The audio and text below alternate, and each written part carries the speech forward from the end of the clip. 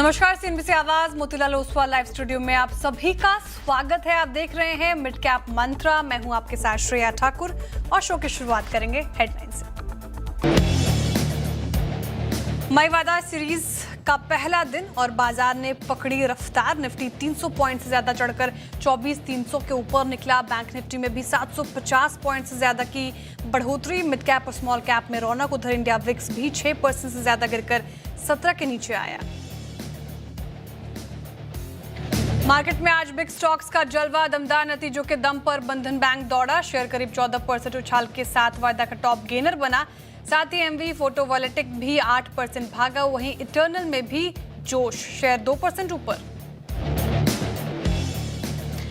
Auto showroom में आज तूफानी रफ्तार। 2.5% से ज्यादा चढ़ा सेक्टर इंडेक्स। ऑटो शोरूम में मारुति 5% से उछाल के साथ वायदा के टॉप गेनर्स में शामिल। वहीं डिफेंस शोरूम में भी जोरदार तेजी। साथ ही एफएमसीजी, आईटी और सरकारी बैंकों में भी रौनक।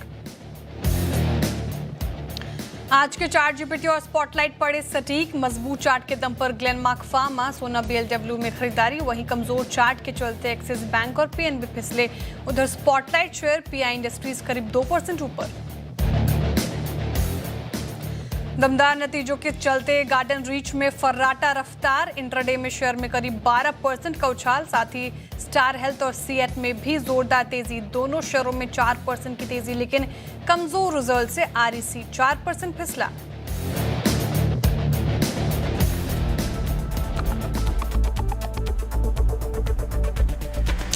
नमस्कार, आप देख रहे हैं मिड कैप मंत्रा और मई सीरीज का पहला दिन और बाजार में गजब का जोश देखने को मिल रहा है। निफ्टी रखिएगा स्क्रीन पर। डेज हाई पर कर रहे हैं हम कामकाज। निफ्टी 320 अंकों की बढ़ोतरी के साथ डेज हाई के आसपास कामकाज करता हुआ।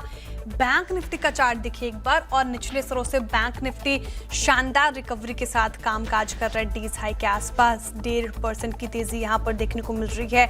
सिर्फ निफ्टी और बैंक निफ्टी नहीं, ब्रॉडर मार्केट भी अगर आप देखें तो वहां पे अच्छी खासी तेजी है। मिड कैप्स देख लीजिए, स्मॉल कैप देख लीजिए। जब बाजार में थोड़ी कमजोरी भी थी तब भी हमने मिड कैप और स्मॉल कैप को चलते हुए देखा है।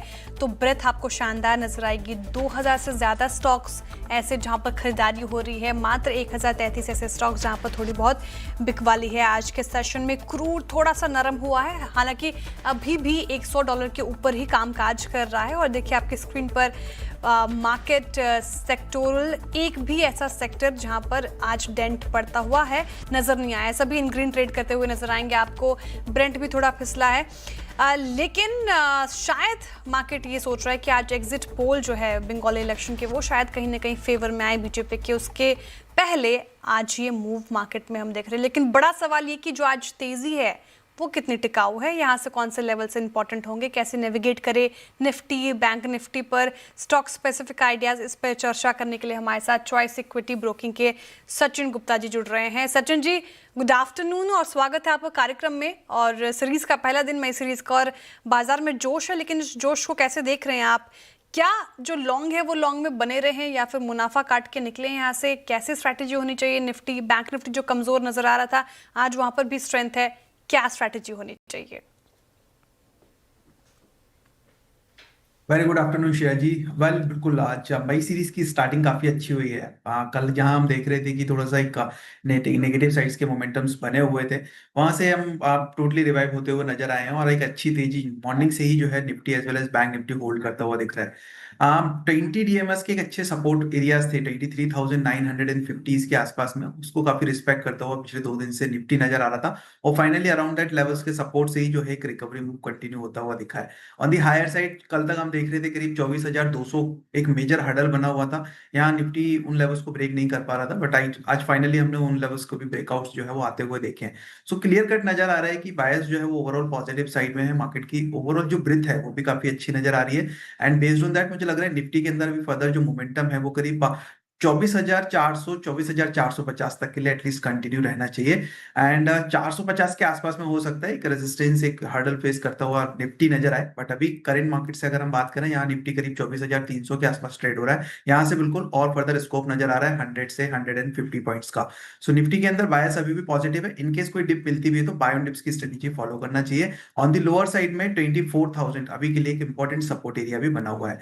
वहीं अगर हम बात करते हैं बैंक निफ्टी की, सो बैंक निफ्टी में भी हम देख रहे थे आप लाइक कल के ट्रेडिंग सेशंस में स्पेसिफिकली बैंक निफ्टी के अंदर ज्यादा गिरावट नजर आ रही थी, बट आज फाइनली करीब 700 पॉइंट्स की गेन बैंक निफ्टी भी होल्ड करता हुआ दिख रहा है। ऑलमोस्ट 1% से ज्यादा की तेजी बैंक निफ्टी के अंदर भी बनी हुई है। ऑन दी हायर साइड में अभी के लिए जो लेवल्स लग रहे हैं वो करीब 56,500 टू 700 के लिए लग रहे हैं, जो कि बैंक निफ्टी नियर टर्म में टेस्ट करता हुआ नजर आ सकता है। लोअर साइड में 55,200 एक अच्छे सपोर्ट एरियाज बैंक निफ्टी में भी बने हुए हैं। तो मुझे लगता है जब तक 55,200 के ऊपर बैंक निफ्टी सस्टेन कर रहा है, पूरी तरीके से बाइंग में ही रहना चाहिए। इनकेस कोई डिप मिलती भी है तो फिर बाय ऑन डिप्स की स्ट्रेटेजीज कंटिन्यू करनी चाहिए। बैंक निफ्टी निफ्टी के अंदर अभी भी व्यू जो है वो पॉजिटिव साइड का हमारा बना हुआ है। पॉजिटिव है निफ्टी बैंक निफ्टी दोनों पर ही सचिन जी, और लेवल्स भी इंपॉर्टेंट बता दिए गए हैं। जब तक 55,200 के ऊपर है बैंक निफ्टी तब तक पॉजिटिव है, कोई भी डिप आए तो खरीदारी कीजिए। निफ्टी पर भी पॉजिटिव आउटलुक ही है, लेकिन स्टॉक स्पेसिफिक आइडियाज क्या होंगे सचिन जी?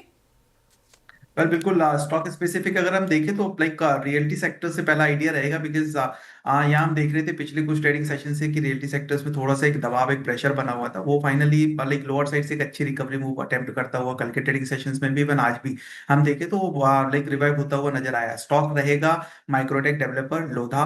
अगर ओवरऑल देखें डेली चार्ट्स पर तो TTDMS के आसपास के सपोर्ट से स्टॉक्स जो है वो रिवर्स होता हुआ नजर आया। आज अप्रोक्सीमेटली 4% के आसपास की गेन भी स्टॉक जो है वो होल्ड करता हुआ दिख रहा है। प्रायर जो स्विंग हाइस थे 895 के आसपास के, वो फर्दर लेवल्स को ब्रेक करने के बाद में स्टॉक अपसाइड में ट्रेड करता हुआ, सस्टेन करता हुआ दिखाई दे रहा है। तो मुझे लग रहा है मोमेंटम फर्दर और कंटिन्यू रहेगा ना। करंट मार्केट प्राइस से ही बाय करने की सलाह रहेगी। स्टॉप लॉस रहेगा 898 का।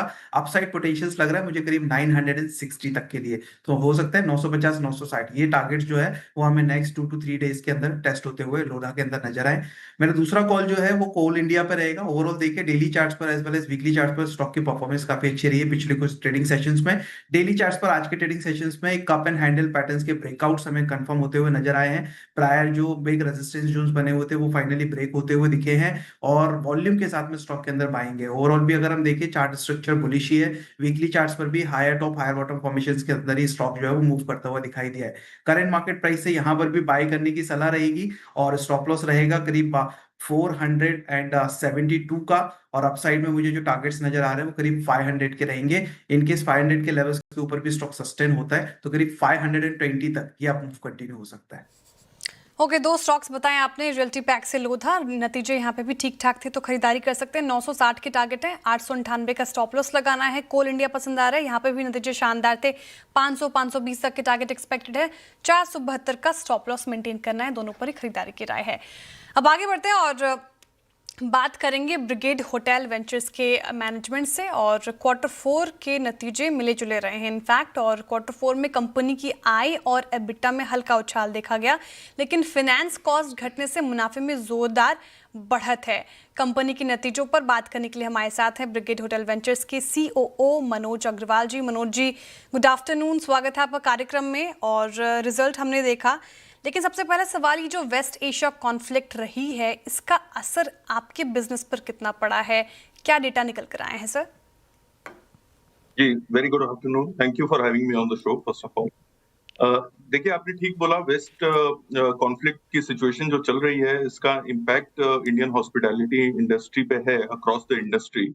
और प्राइमरीली ये इस वजह से है, एक तो फॉरेन जो टूरिस्ट अराइवल्स हैं वो काफी डिसरप्टेड हैं, प्लस जो लार्ज फॉर्मेट माइस इवेंट्स और कॉन्फ्रेंसेस जो डिपेंडेंट हैं काफी ट्रैवल के ऊपर, स्पेशली फॉरेन ट्रैवल के ऊपर, उनमें भी हमने थोड़ी कैंसिलेशंस एंड थोड़ी पोस्टपोनमेंट हमने नोटिस की है इस क्वार्टर में, स्पेशली मार्च ऑनवर्ड्स। ओवरऑल अगर आप डेटा की बात करें तो ओवरऑल फॉर द क्वार्टर हमने ऑलमोस्ट 5% के आसपास का हमें हिट हुआ है on the revenues on account of various cancellations, जो हमारे रूम नाइट्स और इवेंट्स और कॉन्फ्रेंसेस की कैंसिलेशंस हुई हैं।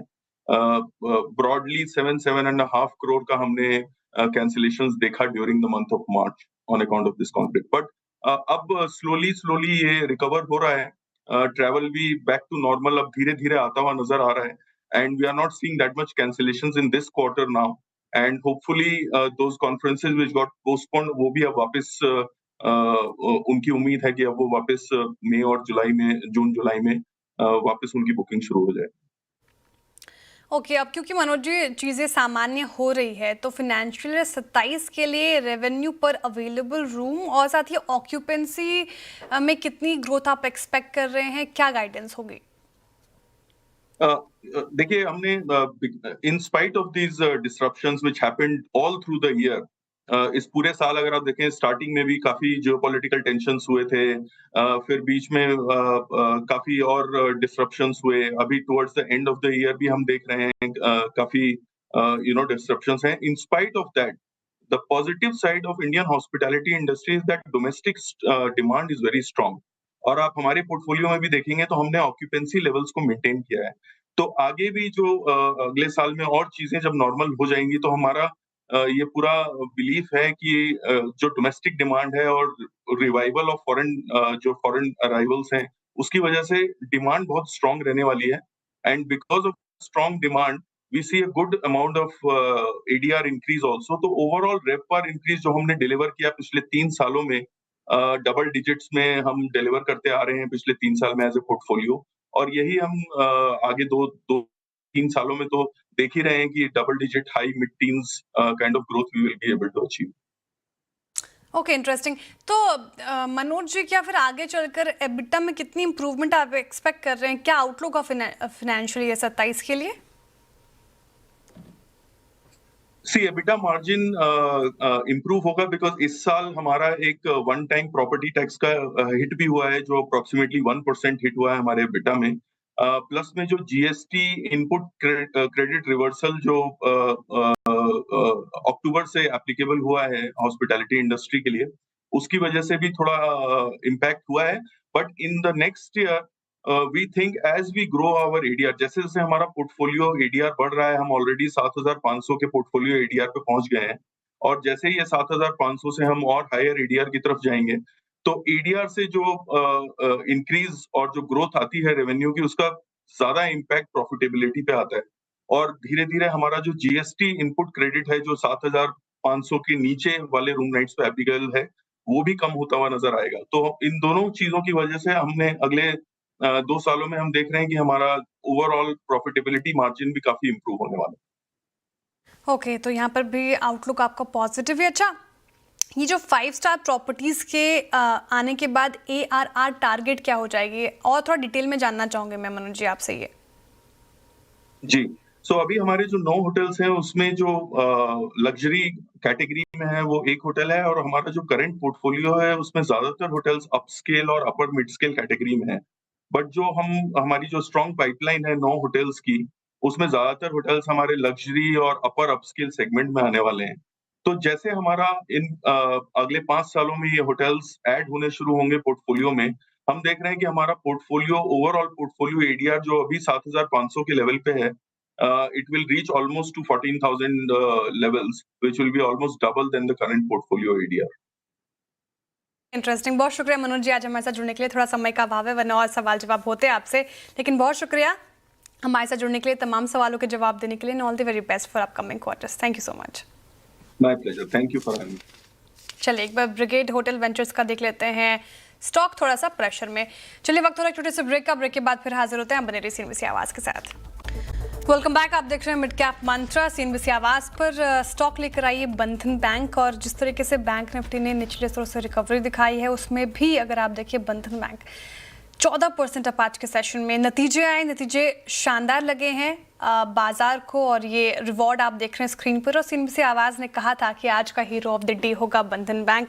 लेकिन एक बार डिटेल में रिविजिट करते हैं कि नतीजों में ऐसा क्या आ गया जो स्ट्रीट ने इस कदर रिवॉर्ड किया है. आशीष बताएं. Good afternoon. Good afternoon. बिल्कुल लगातार दूसरा क्वार्टर है जहां पर बढ़िया इंप्रूवमेंट आपको नज़र में आएगा. सबसे पहले आप देखिए कि नतीजे बहुत शानदार है. नेट इंटरेस्ट इनकम यहाँ पर बढ़त आपको देखने को मिली है तकरीबन 1.4% की, लेकिन मुनाफे का आंकड़ा बड़ा ज़बरदस्त है. करीब करीब 68% की ग्रोथ के साथ 318 करोड़ का आंकड़ा है. और सभी बैंकों में और बंधन बैंक के केस में भी हमने देखा है कि एसेट क्वालिटी में बढ़िया इंप्रूवमेंट. अब GNPAs और नेट NPAs दोनों में आप देखें तो गिरावट है, जो कि पॉजिटिव माना जाएगा. आप प्रोविजनिंग की बात करते हैं तो तकरीबन 1154 करोड़ से घटकर 677 करोड़ का आंकड़ा आपको सीक्वेंशियल तौर पर देखने को मिला है. निम्स में 30 बेसिस पॉइंट की बढ़त आपको सीक्वेंशियल तौर पर देखने को मिली है, और जो फ्रेश स्लिपेजेस है इसमें भी गिरावट है. अब काशा रेशियो आप देखें तो 27.3% से बढ़कर 29.3% का देखने को मिला, लेकिन ब्रोकरेजेस का भरोसा इस स्टॉक के ऊपर काफ़ी ज़्यादा बना हुआ है। अब टारगेट प्राइस और रेटिंग आपकी स्क्रीन पर आएंगे, जहां पर आप देख सकते हैं कि CLA से आउट परफॉर्म की रेटिंग दे रहे हैं, 220 का टारगेट है। जेफरीज खरीदारी की राय 215, और UBS जो कि बैंकिंग स्पेस में सबसे ज़्यादा बढ़िया पकड़ रखते हैं, ये भी 200 रुपये के करीब के टारगेट दे रहे हैं। कमेंट्री के लिहाज से कुछ पॉइंट्स काफ़ी कॉमन है, जैसे CLAC की रिपोर्ट आप देखें तो ये बता रहे कि लगातार दूसरा क्वार्टर ऐसा है जहां पर बढ़िया ग्रोथ आपको देखने को मिली है। Q4 में अनुमान से बेहतर प्रदर्शन है, और 6 तिमाही के बाद आप देखें तो जो ROAs हैं ये अब फाइनली 1% के आसपास जा चुके हैं, और निम्स में भी 10 से लेकर 20 बेसिस पॉइंट के करीब का सुधार है। वहीं जेफरीज भी देखें तो बता रहे हैं कि इनकम और कॉस्ट क्रेडिट में जो एक गिरावट यहाँ पर देखने को मिली है, इसके चलते नतीजे अनुमान से बेहतर माने जाएंगे। UBS की रिपोर्ट में भी बता रहे हैं कि जो MFI जो इनके लिए बहुत बड़ी दिक्कत की बात थी, सीक्वेंशियल तौर पर यहाँ पर भी बहुत बढ़िया ग्रोथ आपको देखने को मिली है, और इसी के चलते बहुत बढ़िया नतीजे, स्ट्रॉन्ग इंटरनल्स और ब्रोकरेज हाउस का भरोसा।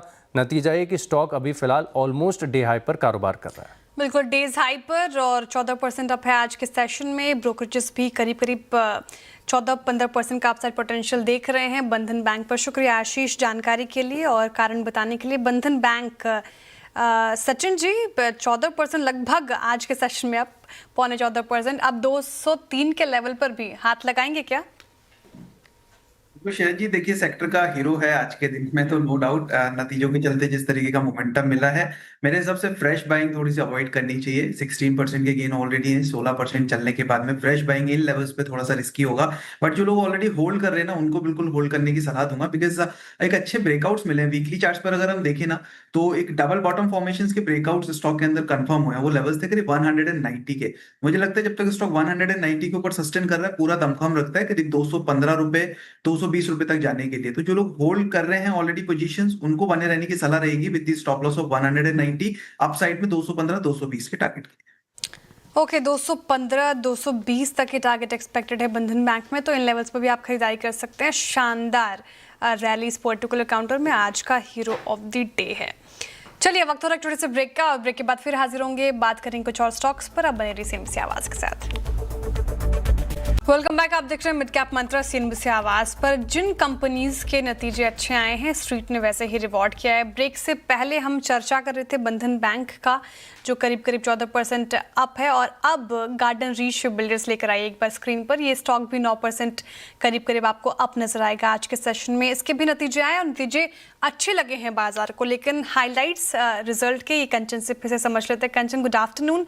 गार्डन रीच शिपबिल्डर पे आज का हीरो ऑफ द डे। जी, शानदार नतीजे आए हैं, और उस तरीके से ही बाजार ने यहाँ पे जो रिवर्ट है वो भी करते हुए दिखाई दिए हैं। देखिए, अगर रेवेन्यू की बात करी जाए तो करीबन 30% का उछाल यहाँ पे देखने को मिला है। कंपनी का मुनाफा भी यहाँ पे हमें 24% तक बढ़ता हुआ दिखाई दिया है। यही नहीं बल्कि ऑपरेटिंग नंबर्स में भी शानदार तेजी देखने को मिली है। मार्जिन्स में करीब 3% की जो हमें तेजी है वो देखने को मिली है। इस टाइम पे अगर वैल्यूएशन की बात करी जाए तो वो भी काफी ज्यादा कंफर्टेबल दिखाई दे रहे हैं। 50x के पी पे इस टाइम पे ट्रेड कर रहा है, जो कि अपने पेयर्स के कंपैरिजन में काफी ज्यादा कम दिखाई दे रहा है। इनफैक्ट अगर हम इस क्वार्टर की बात करें तो जो मटीरियल कॉस्ट है वहां पे भी हमें एक अच्छा खासा डिसेंट डाउनसाइड देखने को मिला है। 67% से घट के ये 47% पे रह गई है।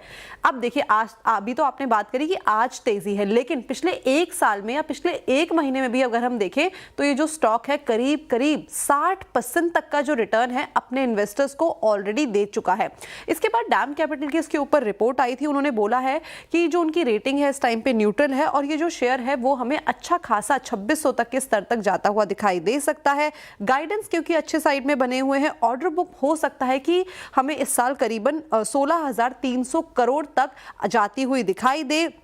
और यही नहीं बल्कि अगर Q1 की बात करें तो माना यह जा रहा है कि कंपनी को करीबन 25,000 करोड़ के नेक्स्ट जेन फ्रिगेट्स के जो ऑर्डर है वो भी हाथ लगते हुए दिखाई दे सकते हैं। यानी कि ऑर्डर बुक में ऑल ओवर हमें एक शानदार इजाफा इस क्वार्टर में देखने को मिल सकता है। तो गाइडेंस अच्छी है और साथ ही साथ नंबर्स भी अच्छे हैं।